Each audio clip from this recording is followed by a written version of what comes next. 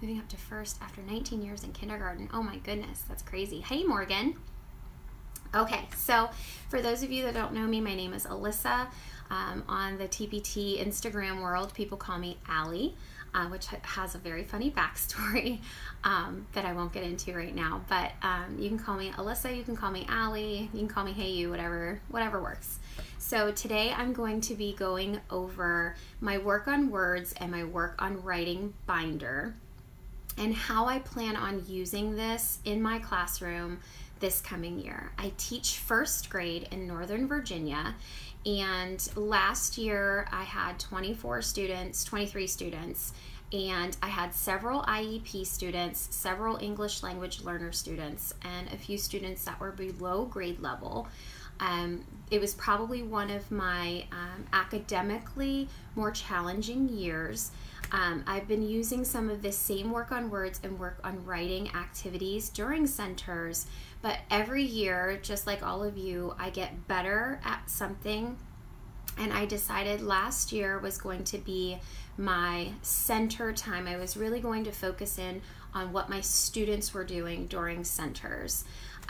My goal is to not be bothered during center time. If you only have 20 minutes with your students during guided reading, it becomes really frustrating when you're running over to detangle headphones, or if you're going over to help a kid log into the computer. And so I was trying to get them to do activities starting from the very first time we meet at center times, to teach them that independence and get them into that routine. Routine is key, just like it is in kindergarten.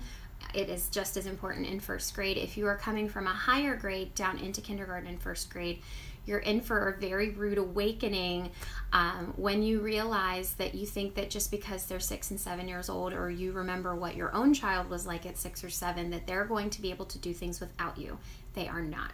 So you need to go into a kindergarten first, sometimes even second grade classroom, thinking and assuming that they know nothing.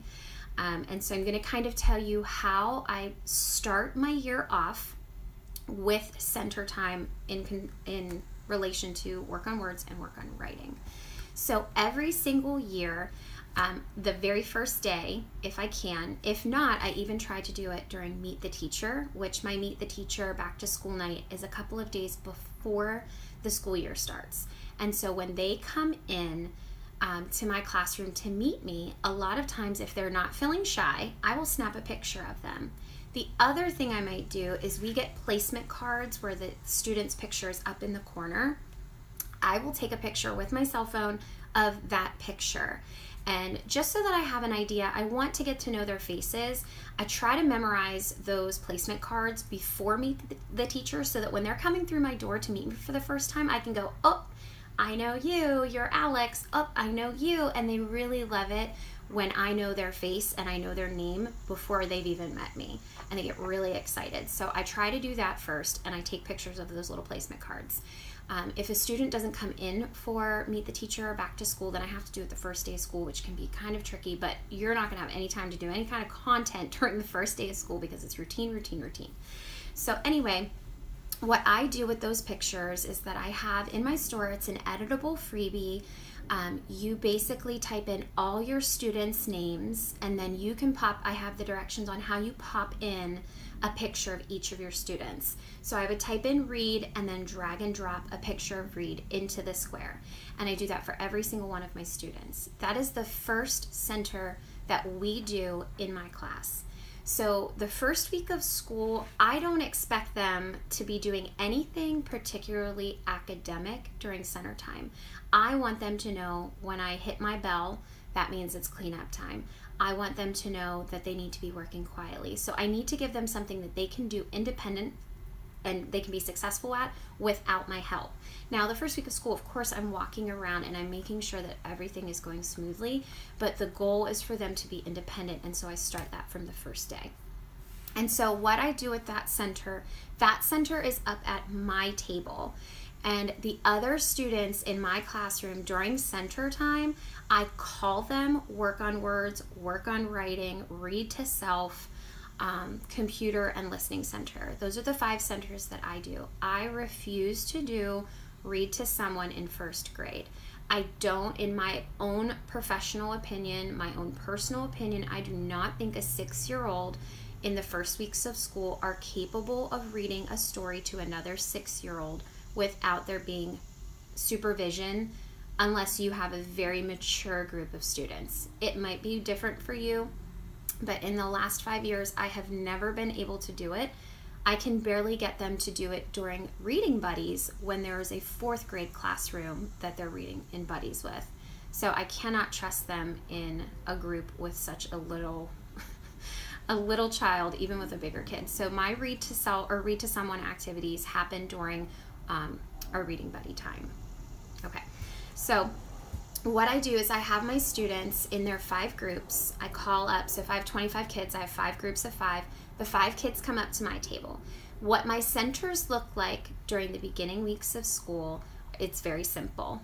I have a box of very specific books that are my lowest books. They might be sight word books, they might be picture books, they might be wordless books, and I have like 3 or 4 baskets of those books. My library is closed for business until I take you through that center and explain to you what I expect of you, how you put books away. Kindergarten, 1st graders, they don't know how to put books away. They just jam them in. They have no idea.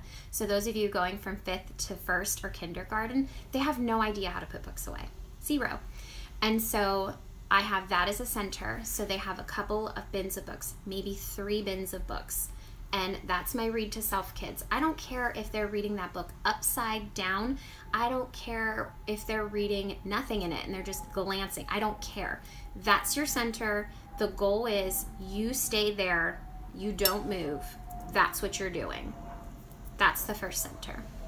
Then I have a center that is puzzles. There is nothing in it. There's nothing particularly academic in it, and I don't care. Those kids are having fun. They're building puzzles. They're meeting their friends, some of them for the first time. They're doing something that they are pretty used to doing. Puzzles, pretty independent. And I do allow them to work with a buddy, and I do expect them to be at a whisper voice, or I'll put them over off to the side and I'll separate them. So first center that they're doing is books. I don't care how many times you switch them out. I'll get to the rules later with them. The other one is puzzles. The next one is a coloring book station. All they're doing is coloring. Nothing crazy, but that allows me to focus my time with that first group that's at my table. And I am explaining to that group of students how that editable name center works. All they do is they take their magnetic letter boards, they take a couple of pictures, they build their friends' names, and then something new that I'm going to try this year, because last year the kids were like, I already did this one's already done. And so I wanted to give them something to keep track of the students that they did. And so what I created was this, and I'm sorry that it's backwards, was this Write My Class sheet. And it goes all the way up to 40 names, just in case you have a really gigantic class, and I'm so sorry if that's you. But they will write down the names of the students that they've done this with. This is a freebie in my store. If you just search the word, I think it's Name Center. In my store, this is a freebie along with the editable template that you can stick the kids' names in there. And so I'm teaching them this. I'm sitting at the table, and what I'm looking for, who doesn't know their letters? Who is able to independently take those letters and place them back? Who has that identification? Who has that one-to-one? How are they working with the group? Are they screaming in the group? Are they working quietly with the group? So I'm already trying to figure out how I'm going to have these groups set up for later. I'm taking little anecdotal notes on how it's going.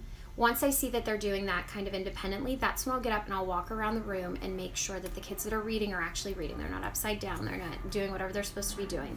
I'm checking in on the kids and their coloring. How are you coloring? I'm checking to see, is that kid coloring inside of the lines? How are they holding their crayon? So even though there's nothing academic going on, there's plenty of academic things going on. There's plenty of notes that I'm taking to prepare my centers for later down the road in the weeks to come. I check on the friends that are doing puzzles. Are puzzles too hard for them? Are they able to think outside the box? Do they need a more simplistic puzzle? Do I need to go over to kindergarten and get one that's even more easy, that's easier than what I have? So those are the things that I'm doing during center time, and I'm explicitly explaining what I expect in each center. So my first center that I have them do is that read to self, but they're working with words. This is where they're working with letters, they're working with words, something that is easy for them, something that they are getting to know their classmates, they're getting to know how to spell their names, because if I'm asked ever again how to spell so-and-so's name, I'm going to jump out of a window. And so I will keep these, after everyone's done, I will keep these on a ring and I'll hang them in my classroom. So if you say, how do I spell Caitlin? Go grab the name ring, baby. Go figure it out. Go look at a name tag, go look at a folder, figure it out. Okay. So the next thing that I'm planning on doing is my students are going to do for work on words. So after they're done with that word building of their friends' names, it takes like 3 or 4 times through that center for them to complete all of their friends' names, because 1, they're nervous, 2, they're looking around, 3, they're looking at me. There's a lot of things that are going on at that time that a lot of them, even if you have some of your higher, more advanced kids that are really quick at stuff, and later on down the road you're going to see how quickly they complete things, the first weeks of school they're not going to be doing that. They're shy, they're nervous, they have no idea what's going on, they're looking around. So that's a perfectly acceptable center. It will take a good 3-4 visits before they'll finish all of their friends' names. Once they finish that, something I'm going to have them do is just a really easy write the room, where they're looking for a beginning letter anywhere in the room. And I'm going to teach them, we'll all do A together as a whole group. I'll say, okay, friends, look around the room. What do you see that starts with the letter A? It could be a picture, it could be the word, anything that you want. And so chances are they're going to look up at my alphabet line, they're going to say apple. Sure, friend, write down apple. Number 1, apple. So they'll write that down, and then we'll go around the room and see what else we can find. So it could be a name tag, it can be a word wall, it can be a picture. I don't care if you spell it correctly, as long as that first letter is an A and you're working and you're quiet and you're trying really hard, I'm okay with that. I'm not expecting you to be a perfect speller. You are a first day of school first grader. It's cool. And so I have this is also front to back in here. So, I mean, it's going all the way up through Z, and there's 6 of each one. This is in my store. I posted it yesterday. If you go in and search Write the Room, you'll find it. I think it's still half off. The other thing that I'm putting in this book this year is it's going to have short A sounds. So as we start moving through some of those sounds, I'll say, okay, friends, today during your work on word center, I want you to go through and I want you to find 4 or 5 short A words and write them down. And it could be from anywhere. It could be from their thoughts. I don't care. I know it's Write the Room, but if you have a kid that's willing to sit there and just write down some of those words, it's fine. I don't want this to be, a source of anxiety. My students will know through modeling that if you do these through thought and you're done with these 6 in 2 minutes, you still have something else you're going to be doing. So rushing through it or just pulling it from memory is fine, but you still have a lot more to do. So you might as well take your time and go look around the room and have fun. I have, in my classroom, I have binoculars, I have magnifying glasses. So those kids want to use those things. So for the most part, my students they won't go flying through things like this because they want to use the binoculars. They want to wander around the room. They want to get up out of their seats and move. I would be hard pressed to find a kid that doesn't want to use binoculars or a magnifying glass to find words like this. Okay. The next thing that I have, now this is very specific to my classroom. My classroom, their spelling, we use words their way, and so I want my students practicing the words of the week every day, every chance that they have that they're on work on words or work on writing. And so before my students go into their specific area, my students have to complete a spelling practice sheet that I created. And so I will have this in my booklet, but this is not something that it might work for you. You might use a totally different program. You might have a specific time that's scheduled in your class for spelling. I do not. So mine goes in at the beginning of centers. And so what my students do is in alphabetical order, and it's their choice of what they want to do, but I want to give them in a bound book so that I can keep track of it and see which kids are actually doing it. And I'll probably check in with them once, maybe every 10 days or so, just to make sure that they are still working on these things. Last year I had a lot of kids that would enjoy doing this, and so their book would be all filled, but then they never went to any other centers. So you really do have to monitor and keep track of it, but when you build that consistency and that routine, it's expected and they just get used to it. So I also do, this is in my spelling activities for any spelling list. So they also can do a rainbow write. My kids love bubble words. I let them, when they do bubble words, I let them use my markers, which is always a huge hit. Speed words, I have timers, so they choose, now this can be for multiple weeks, it depends on how small they write, but they just write their words in the spaces as quickly as possible. And so they'll try to write like 60 words in this little box as quickly as they can. It's really cute. And they write down, you know, if they have a timer or if they have a sand timer, how long it took them. Okay, so stamping words. I hate stamping words. I'm not even going to try to lie. I hate that there's ink all over the place. I can't stand it. They always put the stampers back in the wrong containers, so I hate stamping. But what are you going to do? They really like it. The next thing is their dial-it words. So they use the number on the phone to figure out what those words are. And then they do back and forth. So if it's cat, then they do tack. So they do it. They write the word, then they write it backwards, then they write it forwards. No, they do not reach each center each day. So they do 2 centers each day. So at the end of the week, they've done 10 centers, 2 of each. So they've done 2 work on words, 2 work on writings, 2 read to selves, 2 listening, and 2 computers. So they're able to go through that. Yes, there's multiple pages of this in a book, and I'm trying to figure out if I want, and that's the other thing, you can put them together however you want, and I'm still kind of trying to figure out, I've made several different editions of this to see how I think it's going to work in my classroom. I think I might make a bound book that is just their work on spelling activities, separate from work on words and work on writing, because I don't want it to get confused, and it's going to be a really thick book. I mean, this book is so thick. And I think the thicker the book, the more difficult it's going to be the lower your students are or the younger your students are. Okay, so for the spelling, it can be in whatever order you want them to do it. And you might find some students hate pyramid words, and that's okay. I'm not going to force them to do that.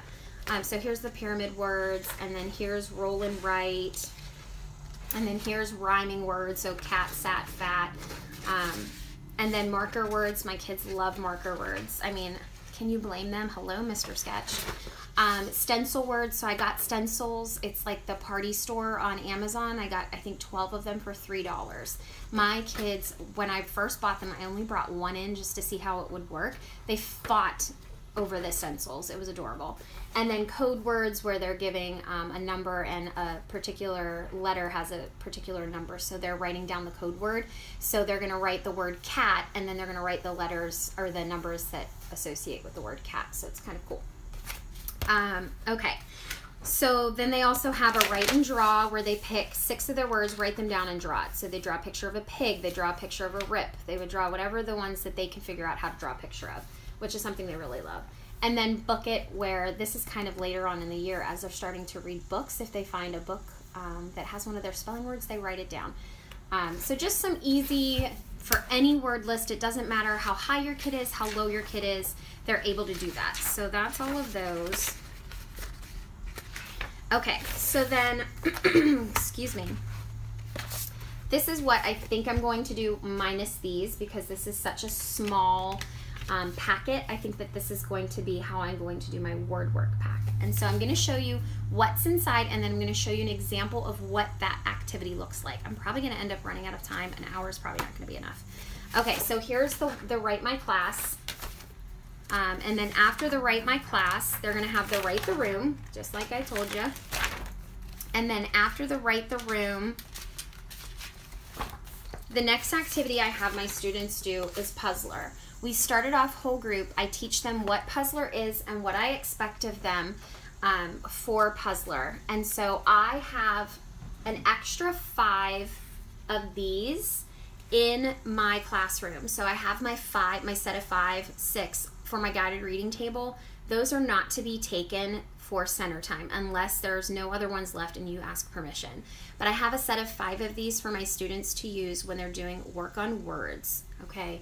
And what they'll do is they'll walk up to the little bin and they'll grab their work on words, and then they'll come and do Puzzler. Now, I've just discovered that Puzzler can happen in 2 different ways. If you scale down Puzzler down, you can fit them in the Dollar Tree boxes, or you can leave them as is and they'll fit inside of the Iris photo boxes. The Iris photo boxes can be kind of tricky to find, and they can be expensive, which I know teachers on a budget, that's me too. I can't be spending all kinds of crazy money on my classroom, even though I do.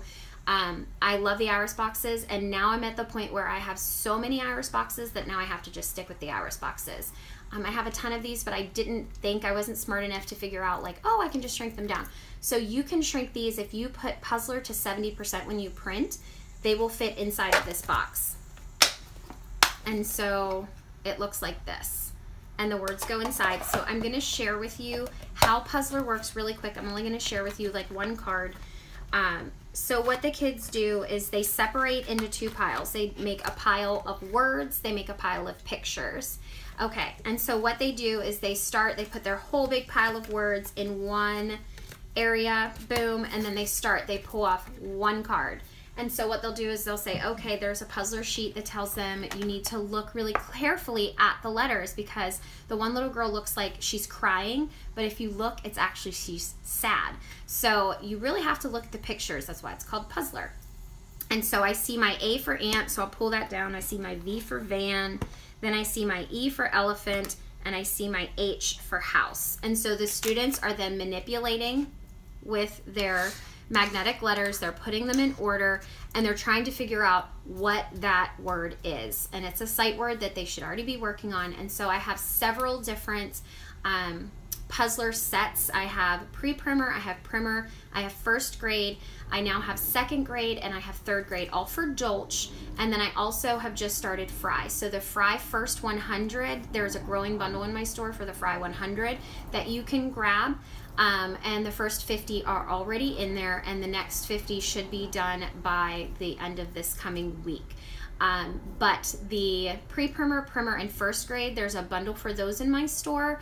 And then there is a second and third grade growing bundle. The third grade set is going to be added by the end of next week as well, which is going to be early. I did actually. I was trying to figure out, I had several students on several different levels, and I was trying to figure out how to meet sight word activities for students that were barely reading anything to students that were, up on a 4th grade level. And this was a way that I was able to meet those students' needs. And I made this game up like 4 years ago. The original Puzzler has been in my store since like 2013. And as I started making more and more, I had more people interested in Puzzler and more people excited about it. And so I'm really excited about it. And so once they figure out that this word is have, then they start to go through all of their word piles. And once they find the word have, they'll take this number on their recording sheet and they'll write the word have. And then there is a checklist. So at the end, they can check to make sure that they did it correctly. And so they would go to number 31 and they would write the word have. Now, up at the top, they're going to write what set they're working on. So I have several different sets, so it just depends. So if you're doing this box, you're going to write Puzzler set number 5. That way, if they don't finish the center, they can open their little notebook up and go right back to Puzzler set 5. The biggest reason that I'm doing this way this year is that last year and in years previously, students would grab a new Puzzler sheet every time they went to a Work on Words center.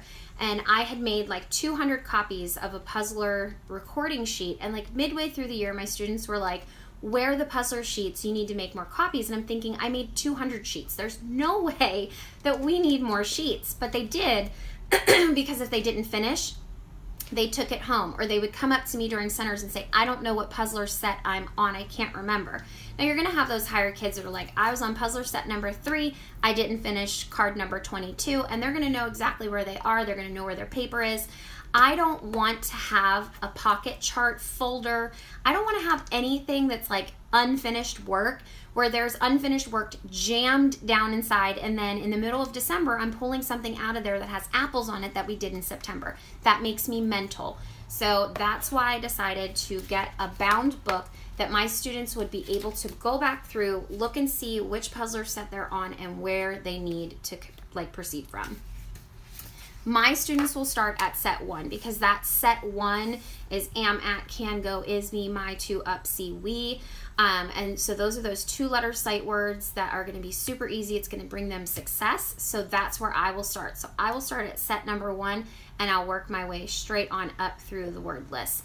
And Fry and Dolch really do overlap. It's just a difference in when and what order they're taught. And that's why I made the Fry set, because I know the Fry people, they teach their sight words in a very specific order. My school doesn't do that. We have a specific order, but our sight word list isn't Dolch and it is not Fry. So we have a very specific word list that we use, and so that's what I use with my students. Once my students master that list, then we go on to what our word wall list asks for. So that is Puzzler. So let me put that away. The next thing, so I will have in my little work on words pack, I will have all of my puzzlers in order. So all of my puzzlers are in here, and I have them like set 1, set 2, set 3, set 4. So they will all be in there, okay? Now this pack might last some students the entire year. It should last most of my kids the entire year. For some of my higher kids, it might not. And then I might have to make an additional packet for my students, because some of them are going to be higher and they're going to whip right on through that. And it's okay. And you're going to find your lower students, if you make this book, the packet's going to last them longer.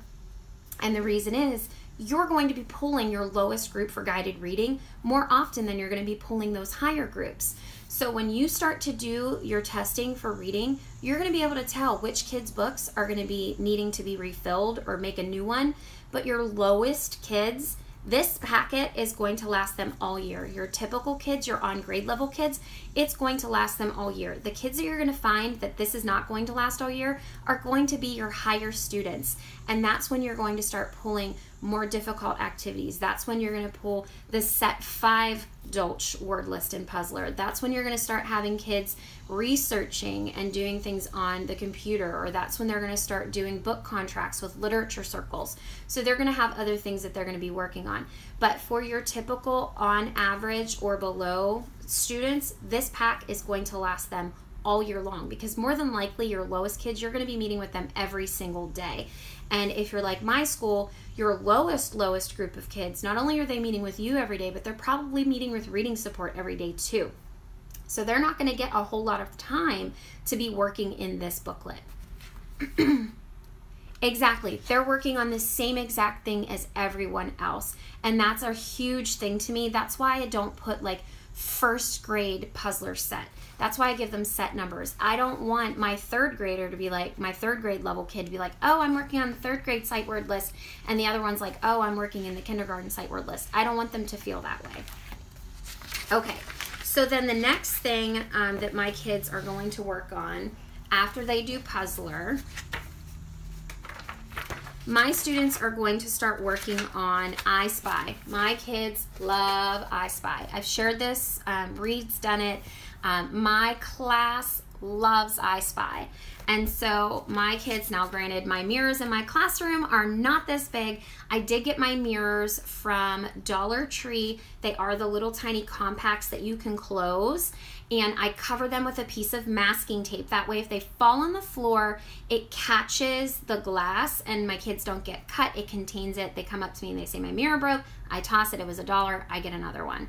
I don't recommend big mirrors like this, because if this shatters, it's going to be a mess. But when I use clear packing tape, they can still use the mirror and it's not a problem. Then they can close it when they're done and put it back in the drawer without it cracking and breaking. And so what my students do is, if you look very closely, there are actually words in there. Do you see it? And so they use their little mirror and they put the mirror up and they're like, oh, that's the word up. And then they write it in there. And the way that my I Spy works, there's a recording sheet and it has the picture of what they're going to do. So here's the picture. They match the picture to what they're working on. And this pack actually has it as magnifying glass. So you can use little Dollar Tree magnifying glasses to look and it magnifies it. Or you can do it where you're using a mirror and everything's backwards. So it's called mirror mirror. Another option, so this has 3 different templates for your little babies or maybe your special needs kids where they can't do a magnifying glass, that's just too much, or they don't have that critical thinking yet. They aren't able to work backwards. It also just has them a little larger so the kids are just looking and saying, oh, I found the word, hat. And they're writing that down. That way there's 3 different options. You can choose what you want your students to do. You can start where it's just written the right way, just a little larger, and then later on down the year, you can flip it or into the mirror mirror, or you're able to print it off as the magnifying glass. I meet with 2 groups per day. Do the I Spy have levels like puzzlers? So it starts off, it is Dolch, and so it has one set that's just your 2-letter sight words, just a little easier, and then it goes into pre-primer, primer, first, and second grade sight words. So that's what's included in the 3 different template versions.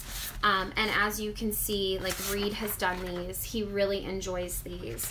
And he's constantly like doodling, like he's done really well with these. And so it's fun to use a magnifying glass. It's fun. They can use my binoculars. You can use whatever you want. I don't care what you're using. As long as you're working and you're excited about what you're working on, awesome. I don't care. So then after we do I Spy, in my booklet, I have my mystery sentences. And so this is going to start with my lower group of friends. And so the red mystery sentence pack has a set of answer cards so that once the kids are done, it's self-checking. If they made a mistake, they go back through, double check, and if they made a mistake, they erase and they fix it. And so what they'll do, for example, the first set only has 3-word sentences for red, and then orange yellow is a 4-word sentence, green blue is a 5-word sentence, and pink is a 6. And so what they do is they take all the number 3 and they go in red, orange, yellow, green, blue, purple, pink. So we are painting. They put their cute little 3-word sentence together. Then they find the picture. They write it down on their recording sheet. Once they're done with all of the sentences, there are 8 sentences per pack. There's 8 packs. They flip through once they're all done and they check. And they look to see, yes, my sentence makes sense. It has a capital letter. It has a period. So we're practicing grammar. We're practicing sentence structure. We're practicing letter formation. We're practicing word order. There are so many skills that are being practiced during this center. And because it's self-checking, they don't need to come and show me. And a reason that I wanted to make a packet this year, a bound packet, was that a lot of things go home. I send home a letter to parents that say, when you get things from Center Time from us, I'm not checking for completion. I'm not checking for accuracy. Students are practicing their independent working skills. But I still felt badly. If something went home and it was completely wrong, they're probably thinking, what is she doing? Why is this stuff coming back completely wrong? And so for me, if I have a bound book in a bucket, every once in a while I can just flip through it and see how it's going, and I can take a grade from that. I mean, I can look and say, this was something that they independently worked on. Oh, so-and-so never used a period on any of those sentences. So that's something that when I come back and maybe during an independent reading time, I can pull that kiddo and be like, baby, you haven't used a period in a sentence in all of your Center Time. Let's talk about it. And you teach, yes, I explicitly teach each center group first as a whole group, and then I pull them off at a center during Center Times. It takes me a good month and a half before centers are working smoothly and I start guided reading, which is fine, because that month and a half that I'm going to take to explicitly explain procedures and directions and expectations, that is going to make the rest of my year smooth as can be. And for me, that's worth it. So after they do their mystery sentence packs, then we're going into my absolute favorite fix-it sentences. This is also in my store. Will you be listing which products are in your bound books? Yes. I'm definitely, as I list this on my YouTube, down in the comments, I'll have all of the links for that as well. Plus, when I add this to my blog post, I'll do the same thing. I'll put all of the packs. But in my store, there's a work on words, work on writing bundle, and that bundle is half off today as I'm talking to you guys about it, and it has a lot of the things that are in here most of the things that are in here, and the things that are not in here, I put those other things on sale as well so that you guys can grab them at the cheapest price. Okay, so Fix-It sentences are my absolute favorite thing that my students do, and the pre-primer, because it practices sight words, it practices formation, it practices handwriting. There are so many skills that this practices. These also fit in the Iris boxes, but if you print at 90%, they fit in the Dollar Tree boxes as well. I think I'm getting really close to my hour. I don't know how long I've been on here, so it's making me kind of nervous. What time is it? Because I started a little bit after 10 o'clock. Okay, so I do not have materials for 5th graders because 5th graders scare me. I would need to go back to college and learn 5th grade all over again. They scare me.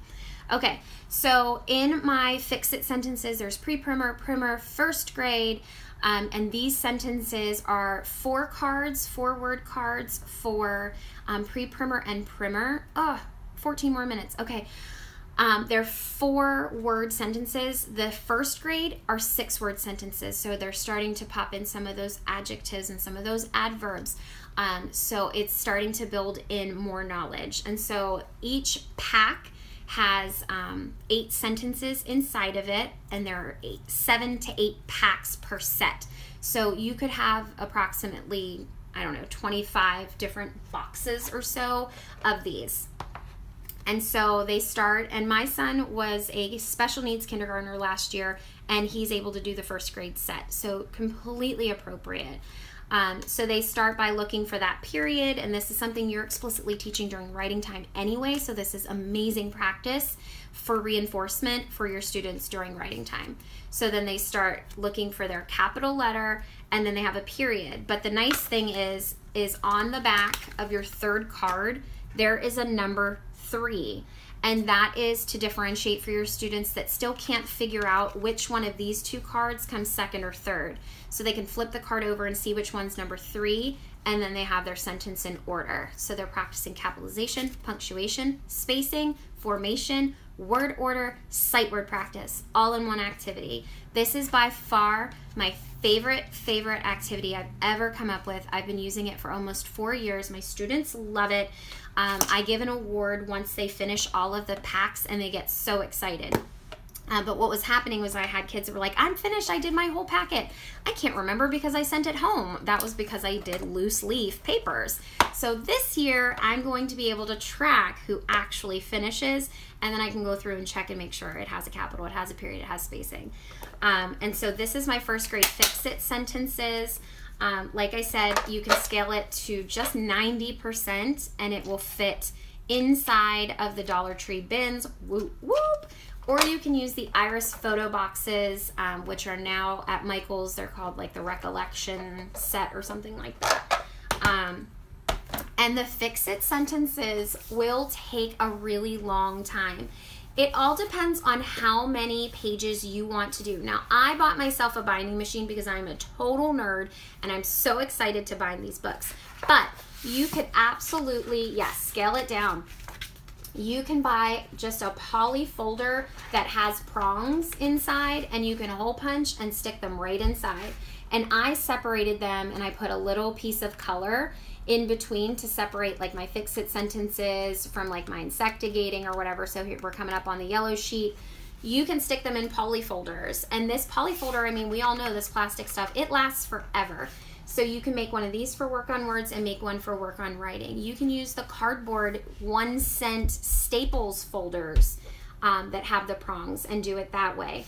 It's all up to you and how you want to give it to your students. I'm going to use a bound book for work on words with that, and then I'm going to use one like this for work on words, one for work on writing, and I'm going to stick them into a basket that's separated, and my students will go and pick it from there. That way I know the papers aren't being ripped apart.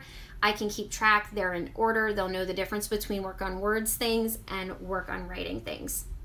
That's probably one of the biggest questions I get from my students is, what activities am I allowed to do during work on words? Which activities am I allowed to do for work on writing?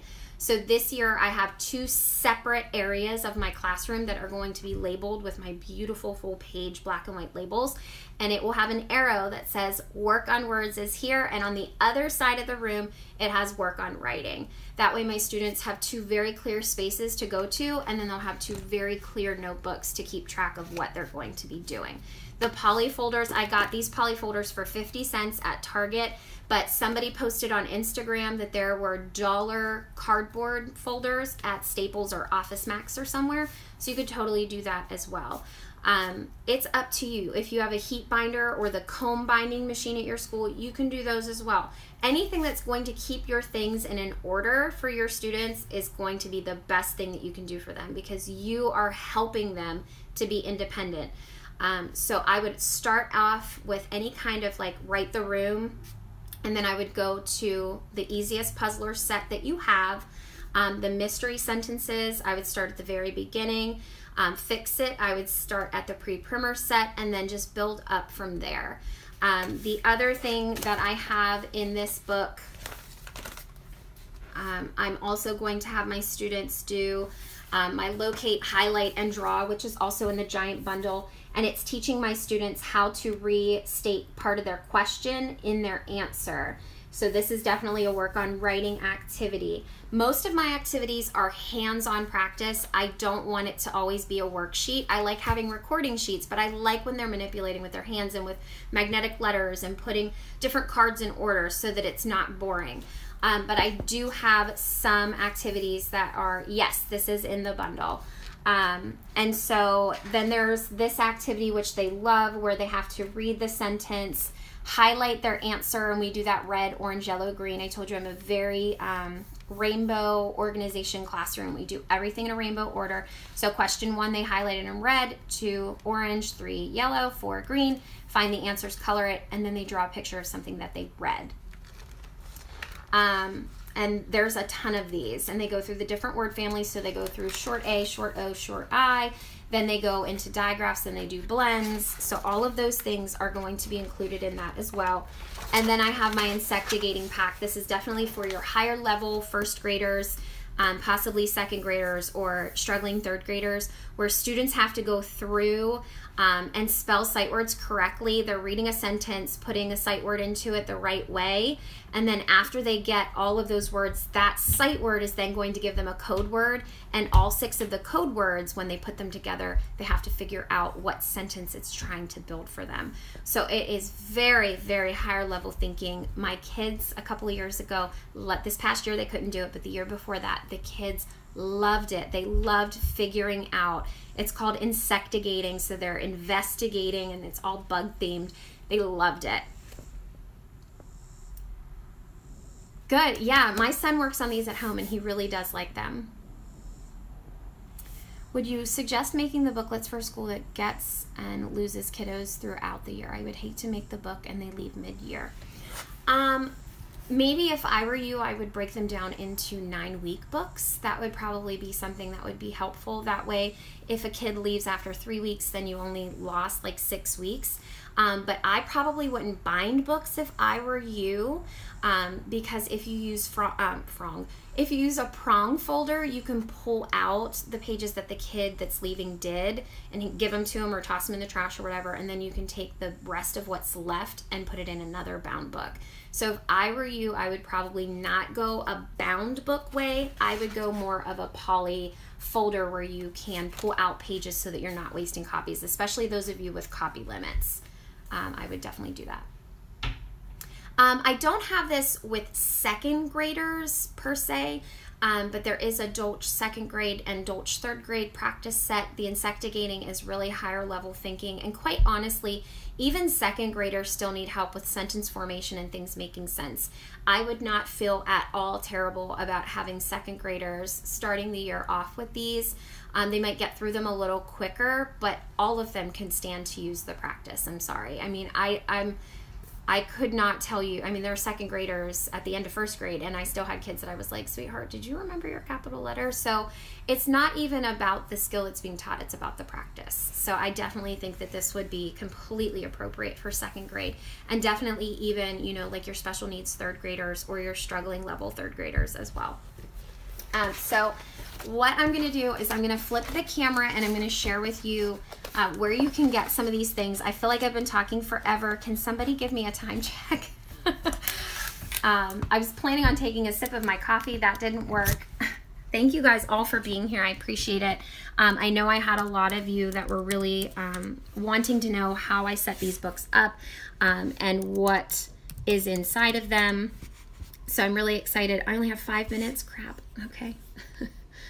Let me turn on my Wi-Fi here and get in here so I can show you guys. Like I said, I'm going to turn this into a YouTube video, put it on my blog, and then also put it on YouTube. I'm really hoping that this is going to be helpful for those of you that are either just starting this grade level or just want something fresh and new for your students. And for some reason, my internet does not want to connect. I don't know what is going on right now. Okay, there we go. Okay, let me flip this over for you guys. Okay, so when you are in my store, if you go to, I think it's writing, I hope. Nope, that's not it. Hold on. Maybe I didn't custom category it. That would really stink, huh? Let's go into my store and put in center. Just the word center. Let's see what happens. All right. Can I sort this by most recent? Yeah, let's sort this by most recent. As you can see, my Puzzler Sight Word Center, that is one of my best selling products for sure. Okay, so here it is. So Work on Words and Work on Writing bundle. It's normally $110. I have it up for you guys for $63.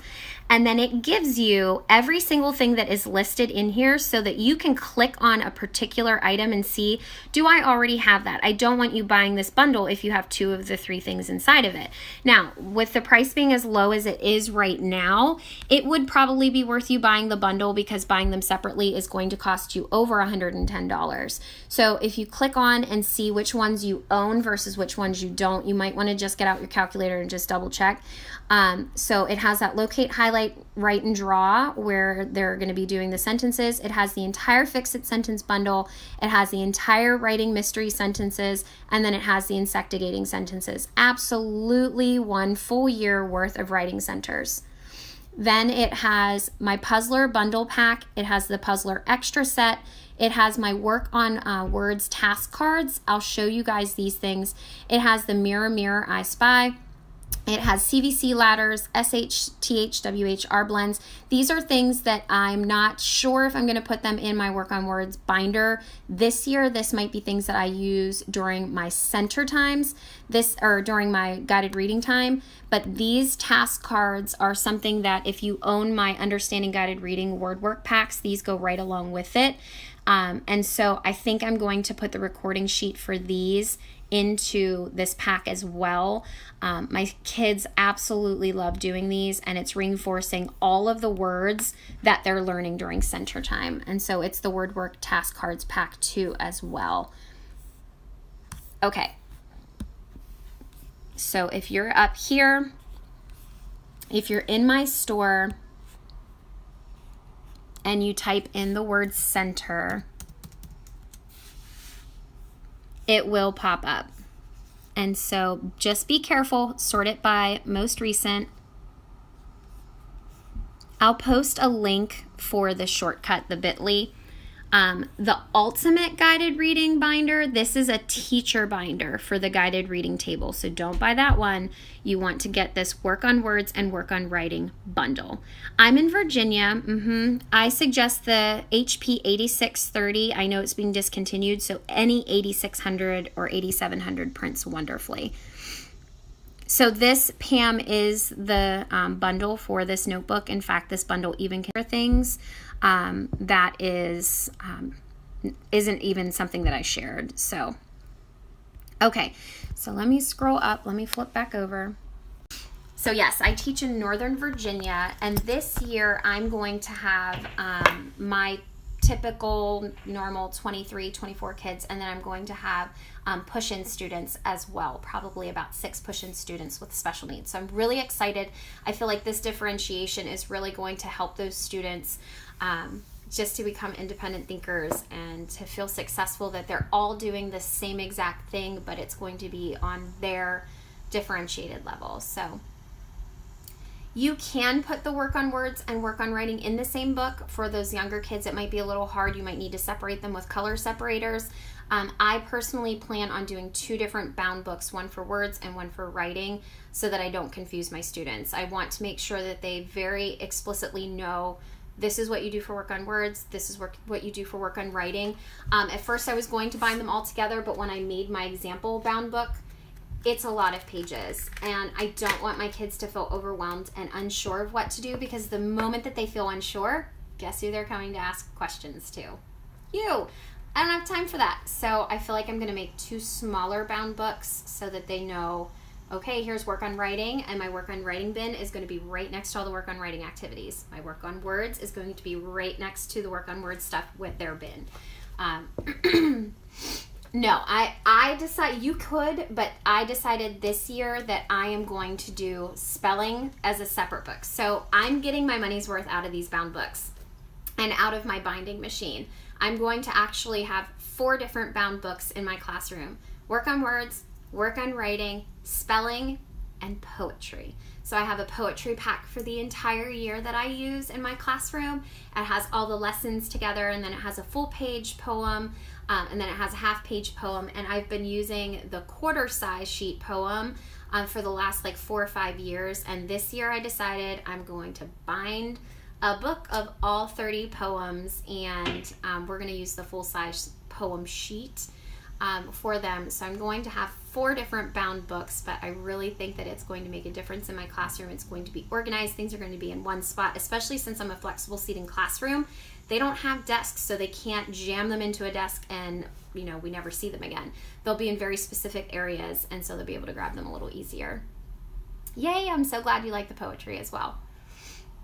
Do I still use the composition notebooks that you cut in half or anything? I'm not going to use those this year because I'm going to bind these. So my composition books I used to cut in half at Home Depot. I used half for poetry and I used half for spelling. This year I'm not going to do that.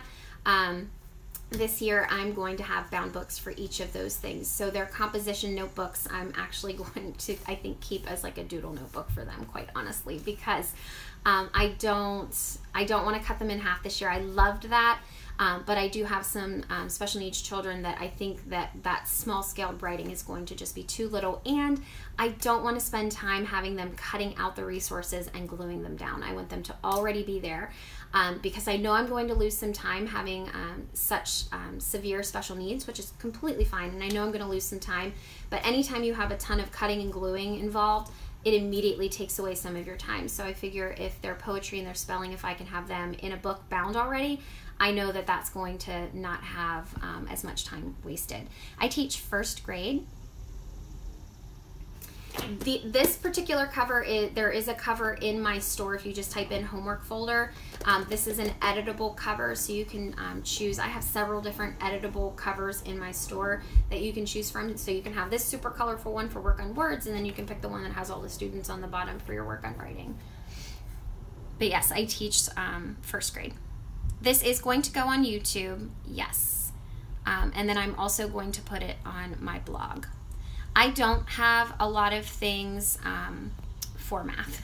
I have a lot of stuff that my kids use for math, but not a lot of things that I make for math. Do the students get confused about which page to use? No, because I explicitly train them at the beginning of the year so that doesn't happen. I know we probably only have a minute or two. The Words My Way pack is not a part of this because a lot of teachers don't use words their way. I have 2 minutes remaining. A lot of teachers don't use words their way, and so I didn't want to put something in there that would not be of value. I wanted things that any teacher who teaches centers could use. Okay, so if you have any questions about this particular work on words, work on writing, please send me a DM. I'm happy to come back on and do another live answering some of the questions that you might have. I don't have a checklist to explicitly teach the guidelines. I just go over what my expectations in my classroom are. And so that is always working. Checklist for expectations and guidelines for the beginning of the year. That's a great idea. I can probably put something like that together for you guys. So I will be honest, this will be a very rough and raw video on my YouTube, and I'm absolutely okay with that.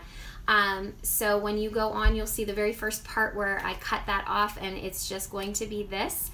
I hope you guys have a wonderful weekend. Like I said, this will only be on sale for just the rest of today.